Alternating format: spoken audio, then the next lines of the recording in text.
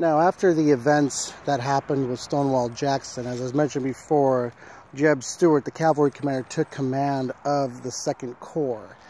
And the fight continued well into the next day, and it went back and forth. It was kind of a seesaw match. However, the Union was not actually defeated. What happened was, yes, they originally got smashed on their flank, but the Union troops had recovered, and the Union commanders were ready to continue the fight. They wanted to give it back to the Confederates. However, General Hooker wasn't so convinced. What happened with General Hooker, same thing happened with McClellan and so many others. General Lee got right here.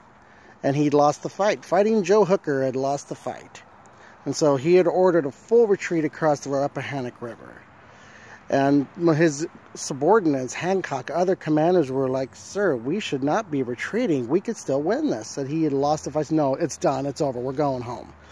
And so he had ordered the retreat of the Army of the Potomac across the river. Now, what had happened was Hancock was telling his men, "Men, you have not lost this fight. We're retreating, but you have not lost," trying to reassure his men. Now, this would go down as the greatest victory for Robert E. Lee, the greatest victory of the Army of Northern Virginia. But if you ask General Lee, he'd say absolutely nothing was accomplished this day. Yes, the Union Army had been defeated, but he cost him, as he said, "General Jackson has lost his left arm, but I have lost my right."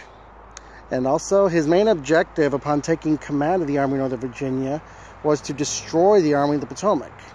He defeated them, but he did not destroy them. It wasn't until the Union Army was completely taken out of the picture that was victory. He viewed Chancellorsville as nothing but a complete waste, even though it would go down as Lee's greatest victory, where through outmaneuvering and skill and ability, they defeated an army twice their size. Largely because the commanding general got in here about this, and he just didn't fulfill what he was supposed to do.